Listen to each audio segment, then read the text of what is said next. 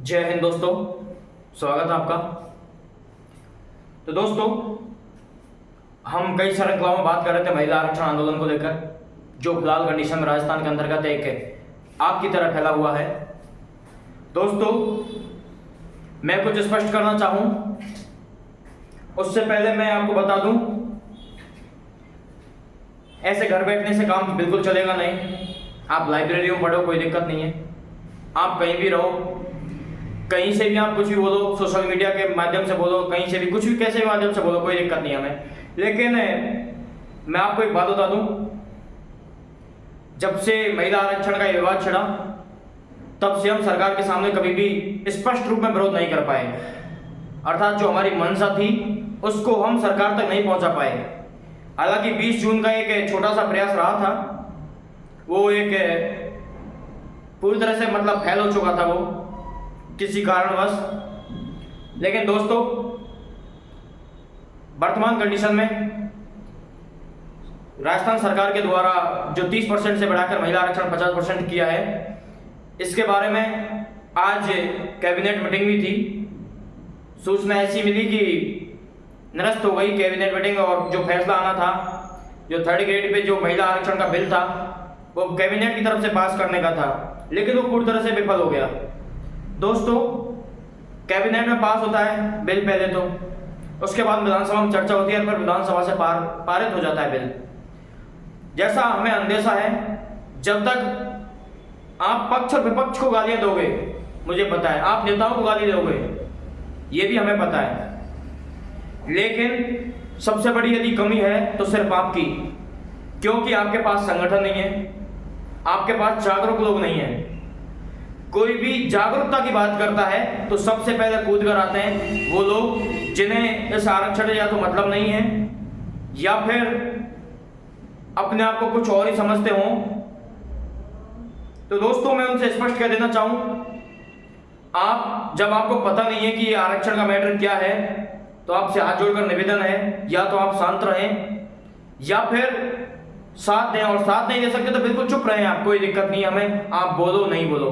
क्योंकि मैं एक जैसी पीड़ा पूरे राजस्थान का युवा वर्ग झेल रहा है, सेम पीड़ा मैं झेल रहा हूं। मुझे इस चीज का बिल्कुल भान है, पता है मुझे कि वर्तमान कंडीशन में कैसी प्रोसेस चल रही है, क्या होने वाला है और आने वाले टाइम में क्या होगा। क्योंकि जो महिला आरक्षण बिल है उस पर आज हम शांत रह सकते हैं, आज हम कुछ नहीं बोल सकते हैं, लेकिन आने वाले टाइम में जिस दिन मेरिट लिस्ट आएगी, उस दिन आप ये आइडिया नहीं लगा पाओगे कि क्या हुआ हमारे साथ, और आप फिर पछताओगे, क्योंकि उस टाइम आपका टाइम निकल चुका होगा। जो आप बात रखना चाहते थे, जो आप मांग रखना चाहते थे, वो एक बहुत दूर चली जाएंगी वो बातें। दोस्तों, सरकार द्वारा पहली बात तो बगैर किसी मांग के ये आरक्षण जो बिल है वो थोपा जा रहा है युवाओं के ऊपर। ना इसके अंतर्गत युवाओं की जो मनमर्जी जो मांग थी वो नहीं मानी गई, ना युवाओं से कोई सलाह ली, ना महिलाओं ने इसका कोई विरोध किया कि हमें 30% से बढ़ाकर 50% करो। लेकिन सरकार जब मनमानियां करती है, या फिर एसीओ में बैठने वाले लोग जब मनमानी नीतियों को एक मध्यम और निम्न वर्ग के लोगों के ऊपर थोप देते हैं, तो फिर इसके परिणाम हालांकि थोड़ा लेट आएंगे, लेकिन दुष्परिणाम आएंगे ही इसके। और उससे आप सभी विदित हो, सभी जानकार हो, किस प्रकार की आरक्षण व्यवस्था है, किस प्रकार का ये मैटर है, आप सबको जानते हो इस मैटर पे।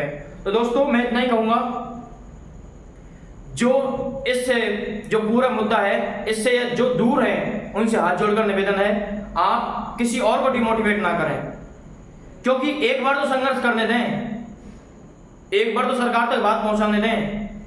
20 तारीख को हमारा सफल प्रयास नहीं हो पाया, लेकिन जो प्रयास था वो सफल नहीं हो पाया, लेकिन अब तो एक बार और हमारी मांग जो है उसको सरकार तक पहुंचाने दो। हम कोई बहुत बड़ा आंदोलन नहीं करने वाले हैं, हम शांतिपूर्वक हमारी बात रखने वाले हैं। आप एकजुट हो गए, सरकार तक बात पहुंचाओगे, तो सरकार और साथ ही विपक्ष सोचने पर मजबूर होगा। जब आपके पास ना तो कोई विरोध करने वाला है इस बिल का, ना कोई अपना पक्ष रखने वाला है, तब तो आप स्पष्ट रूप से पक्ष और विपक्ष पर लांछन लगाने से पहले ही आप हार चुके होंगे, क्योंकि इसके प्रति आप सजग नहीं हो।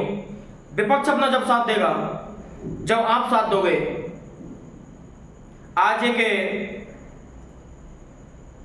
शायद प्रशांत जाखड़ भाई थे जो सीकर से थे शायद, उनसे मेरी बात हो रही थी।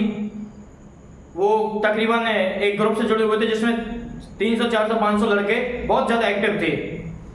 उन सभी ने डिमांड रखी कि 2 तारीख को जयपुर के अंतर्गत अपन बात रखते हैं, अपन ज्ञापन देते हैं, प्रदर्शन करते हैं अपना, मतलब जो हमारी मांग है उसको सरकार तक पहुंचाते हैं। लेकिन उसका कारण ये होता है दोस्तों, हालांकि वो पुलिस मुख्यालय भी जाते हैं, सभी जगह जाते हैं अनुमति लेने के लिए धरना स्थल की, शहीद स्मारक की, लेकिन उन्हें अनुमति नहीं मिलती है। फिर एक छोटी सी एक वीडियो क्लिप जारी करते हैं वहां से और स्पष्ट मैसेज देते हैं। एक 300, 400, 500 आदमियों का ग्रुप जो एक्टिव हैं, जो दर्द समझ सकते हैं, उनके जब प्रतिक्रिया इस प्रकार की होती है कि 50 से 60 लड़के आते हैं साथ में, तो फिर तो आपका आरक्षण दबना ही है। क्यों सरकार को कोसना, क्यों पक्ष को कोसना, क्यों विपक्ष को कोसना, क्यों किसी नेता को कोसना? जब आप में दम नहीं है, आप में बल नहीं है, आप एक उचित रूप से सोच नहीं सकते हो अपने भविष्य के बारे में, तो फिर किसी नेता और सरकार को क्यों दोष देना? मैं हमारे कई विधायकों से बात कर चुका हूं, उन्होंने भी ये बात रखी कि जब आप इस चीज का विरोध नहीं करोगे तो हम किस प्रकार बात रखें सरकार के सामने। ये तो बिल्कुल एक मत रूप में प्रस्ताव पारित होने वाला है, क्योंकि इसके अंतर्गत ना पक्ष ऐसा चाहता है कि एक वोट बैंक खिसके हमारा, और ना विपक्ष चाहता है, क्योंकि किसी प्रकार से यदि पक्ष बोलेगा विपक्ष बोलेगा तो बिल्कुल दरारें पड़ना स्वाभाविक है और एक वर्ग उनसे दूर जाएगा। हालांकि मैं उन मातृशक्ति का धन्यवाद देना चाहता हूं जिन्होंने अभी तक इस मैटर पे कोई भी ना सरकार को धन्यवाद दिया, ना ही किसी इसके प्रति रुचि जागृत की, क्योंकि उन्हें पता है ये एक राजनीतिकरण के हिसाब से या फिर वोट बैंक की राजनीति से ये जो आंदोलन हो रहा है या आरक्षण जो लागू किया है वो एक 3rd ग्रेड वैकेंसी के अंतर्गत किया जा रहा है। हालांकि सुजस के अंतर्गत जो पत्रिका सुजस चलती है उसके अंतर्गत स्पष्ट रूप में लिखा हुआ है कि प्राथमिक एवं उच्च प्राथमिक के अंतर्गत 50% आरक्षण किया जाता है 30% से बढ़ाकर। मुझे अफसोस होता है बीएड वाले साथियों को देखकर कि इस टाइम भी वो चुप हैं। सीएम साहब कह रहे हैं 3rd ग्रेड के अंतर्गत कर रहे हैं, लेकिन बीएड वाले चुप हैं। हालांकि मैं मानता हूं यदि बीएड में शामिल नहीं करेंगे अभी, तो आगे जाके कर दिया तो आप क्या करोगे मुझे बताओ? क्या बीएसटीसी वाले साथी जो आज संघर्ष कर रहे हैं, लड़ रहे हैं, वो आपके साथ खड़े होंगे? मुझे नहीं लगता खड़े होंगे, क्योंकि वो पूरी तरह से टूट चुके होंगे। दोस्तों, इस मैटर पे मैं ज्यादा ज्ञान नहीं दूंगा, मैं बिल्कुल मुद्दे की बात करूंगा। सबसे पहले तो आपसे हाथ जोड़कर निवेदन है, इस जो मैं कुछ बोल रहा हूं स्पष्ट रूप में ध्यानपूर्वक सुने और जो भी आपको सुझाव हो कमेंट बॉक्स के अंतर्गत दीजिए। दोस्तों, एक बात मैं और स्पष्ट कर दूं, जब तक आपका भीड़ दंड शामिल नहीं होगा, भीड़ दंड जब तक आपका दिखाई नहीं देगा, कम से कम 5 से 10 हजार लड़के जो इस दर्द को समझ रहे हैं, आरक्षण का जो मुद्दा है इसको समझ रहे हैं, वो यदि साथ नहीं देंगे तो मैं दावे के साथ कह सकता हूं कोई भी महासंघ हो उसका नेता आपके साथ में नेतृत्व करने नहीं आएगा। कोई भी विधायक, सांसद, पक्ष विपक्ष कोई भी नहीं आएगा आपके सामने जब तक आप पूरी तरह से सजग नहीं होंगे। तो मैं स्पष्ट रूप से कह दूं, इसमें मैं गुमराह बिल्कुल नहीं कर रहा हूं, मैं बिल्कुल पॉइंट टू द पॉइंट बात कर रहा हूं। और साथियों, आपको समझना होगा लड़ाई अपने हक की है, लड़नी पड़ेगी, क्योंकि निकट भविष्य में जो इसके परिणाम आने वाले हैं उसका आप बिल्कुल अंदाजा नहीं लगा सकते हो कि मेरिट लिस्ट कहां जाएगी, अपन कहां एक दायरा रखेंगे अपना। आप मोटे तौर पर मान के चलो 50% महिलाओं को है, 12.5% एक्स सर्विसमैन को है, ये हो गया 62.5%। तदुपरांत 4% पीडब्ल्यूडी के लिए है जो कि 66.5% हो गया। इसके बाद 2% स्पोर्ट कोटा की तरफ से है 68.5। इसके बाद वहां पे मोटे तौर पर लगा के चलो कि 10 से 12% यदि लड़कियां जो मातृशक्ति है वो सीटों को जनरल फाइट करती है, तो 78 के लगभग आप 78 या 80 के पास आप पहुंचो इसके अंतर्गत। फिर बचती है 20% सीटें।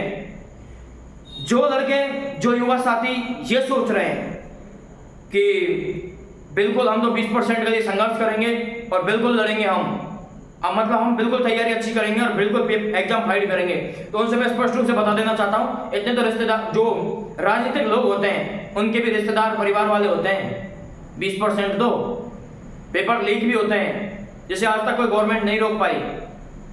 हालांकि उम्मीद है हमें इस सरकार से पेपर जो लीक होते हैं उसको पूरी तरह से रोकेगी, लेकिन यदि खामियां रही तो आप सोचो आप कहाँ स्टैंड करोगे। पॉइंट टू पॉइंट बात कर रहा हूँ, बिल्कुल आप पूर्ण रूप से सहमत हो या नहीं हो मुझे इस बात का पता नहीं है, लेकिन मैं जो एक बीएसटीसी का छात्र होने के नाते इस जो दर्द है उसको बयां कर रहा हूं। तदुपरांत मैं बात करूं,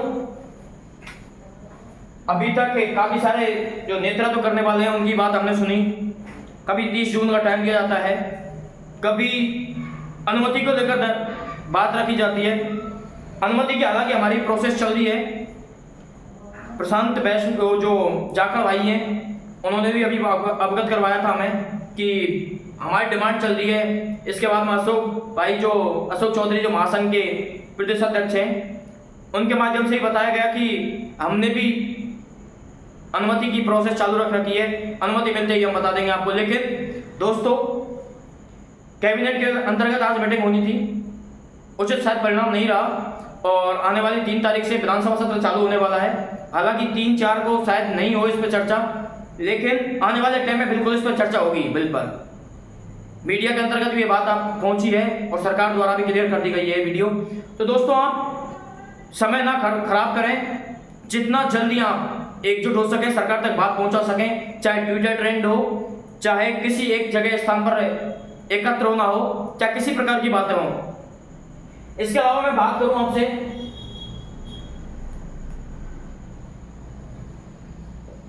4 जुलाई के अंतर्गत 4 जुलाई 2024 जयपुर के अंतर्गत सभी जो युवा साथी हैं बीएसटीसी युवा साथी सभी एकजुट होने वाले हैं 4 जुलाई को।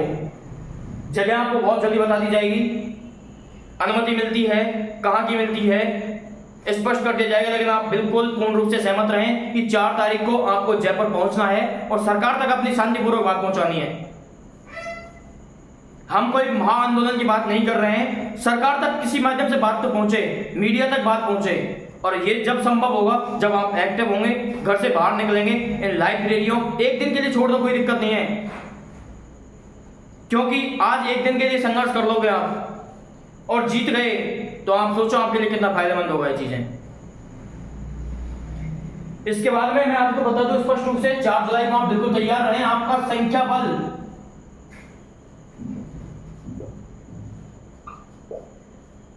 संख्या बल डिसाइड करेगा और इस बहका में बिल्कुल ना आए हमारा नेतृत्व कौन करने वाला है, क्योंकि जब आपका भीड़ तंत्र होगा ना साथियों, आपके भीड़ तंत्र में दम होगा, कम से कम 5 से 10 हजार लड़के जब साथ में आ जाएंगे, 5 से 10 हजार लड़के जो युवा बेरोजगार बीएसटीसी वाले हैं, बीएड वाले भाई हैं, वो एकजुट हो जाएंगे, तो आप बिल्कुल मान के चलिएगा कि आपका नेतृत्व करने वाला वो आदमी हो सकता है जिसकी आप कल्पना भी नहीं कर रहे हो। लेकिन भीड़ तंत्र अत्यंत आवश्यक है। आप, मुझे पता है कि ग्रुप में 1000 लोग जुड़े होते हैं, उनमें से 100, 200, 500 लास्ट एक्टिव रहते हैं। मैं सभी से कहना चाहता हूं भाइयों, टाइम बहुत कम है आपके पास में। 4 जुलाई को आपको बिल्कुल जयपुर पहुंचना है, अपनी बातें सरकार से रखनी है, मीडिया के माध्यम से रखनी है, चाहे किसी माध्यम से हो, ज्ञापन दें, हम शांतिपूर्वक प्रदर्शन करना है अपना और सरकार तक बात पहुंचानी है। इसके बाद में अपन डिसाइड कर लेंगे कि, क्योंकि विधानसभा जब चालू है तो सिंपल सी बात है, विधायक महोदय भी जयपुर के अंतर्गत अपने क्वार्टरों पर रहेंगे। यहां से अपनी बात रख के अपन प्रत्येक जो जिस विधायक सभा क्षेत्र से आता है उसके अंतर्गत अपने संबंधित विधायक जो एमएलए साहब हैं उनसे इस मैटर पर चर्चा करेंगे। विधानसभा में किस प्रकार मांग उठवानी है ये भी बात रखेंगे हम उनके पास में, और सीएम साहब को पत्र भी लिखवाएंगे। ये तब होगा जब आप घर से बाहर निकलोगे। दोस्तों ऐसा नहीं हो जैसे जो प्रशांत जाखड़ भाई हैं जिन्होंने 200-300 लोगों को जोड़ा और मैटर्स मुद्दे पर पहुंचा कि 2 तारीख को जब शहीद स्मारक पर वो पहुंचे तो उनको मात्र 60 लड़के पाए, जबकि उनकी संख्या 400 से 500 लड़कों की थी और उसमें सिर्फ एक्टिव लड़के थे जो यह दावा कर रहे थे कि हम बिल्कुल आएंगे। दोस्तों मैं इस चीज का दावा नहीं करता हूं आप जीतोगे या हारोगे, लेकिन मैं आपसे ये जरूर वादा दिलाता हूं, आने वाले टाइम में आप पछताओगे नहीं, क्योंकि आप सरकार तक ये बात पहुंचा चुके होगे। हारना जीतना एक अलग पहलू है, जब तक आप शांतिपूर्वक लड़ोगे नहीं, सरकार तक बात पहुंचाओगे नहीं, मीडिया के माध्यम से बात पहुंचाओगे नहीं, तब तक आप अपने आप को आने वाले टाइम में कोसते पाओगे। ये मैं आपको 100% बात बोल रहा हूं। अब नेतृत्व की बात करें कि नेतृत्व कौन करे, मैं आपसे पहले स्पष्ट रूप में बोल चुका हूं। यह आपका संख्या पर डिसाइड करेगा कि नेतृत्व कौन करेगा। हो सकता है विधायक महोदय कर दें, हो सकता है आने वाले टाइम में सांसद महोदय कर दें। ये सिर्फ आपका संख्या पर डिसाइड करेगा।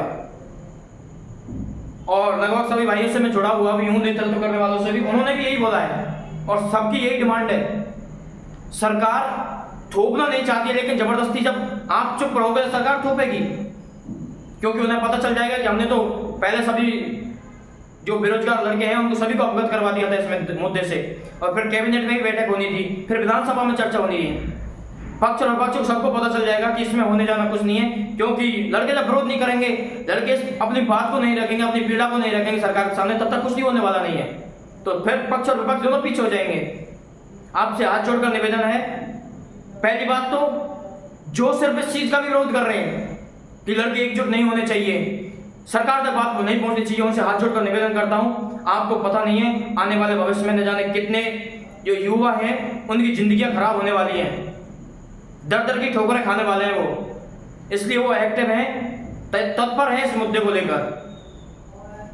और मैं आपसे हाथ जोड़कर निवेदन करता हूं, आप भी बिल्कुल सभी तक अपनी बातें रखें, विधायक सांसद जो भी हैं उन तक अपनी बातें जरूर पहुंचा। 4 जुलाई का बिल्कुल खास ख्याल रखें। जयपुर के अंतर्गत आप सभी शांतिपूर्वक मिलेंगे जैसी मुझे आशा है, प्रतीक्षा करेंगे आपके आने की। और जो मातृशक्ति मुझे देख रही है उससे हाथ जोड़कर निवेदन करता हूं मैं।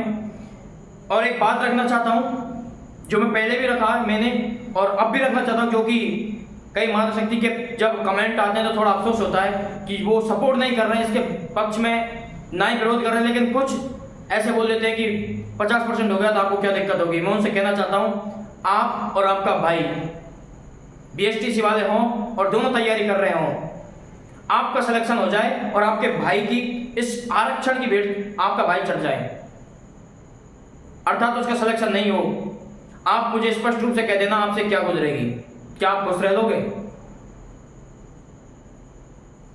इतना ही कहूंगा और सभी युवाओं से कहना चाहता हूं, अब तो एक्टिव हो जाओ, अब तो टाइम भी नहीं है। और अब एक्टिव नहीं हो तो मैं दावे के साथ कह सकता हूं आप स्पष्ट रूप से हार जाओगे, सरकार तक बात बिल्कुल नहीं पहुंचेगी, पारित होगा बिल। मैं आपसे दावे के साथ कर रहा हूं, जब आपका विरोध नहीं होगा तो। जय हिंद।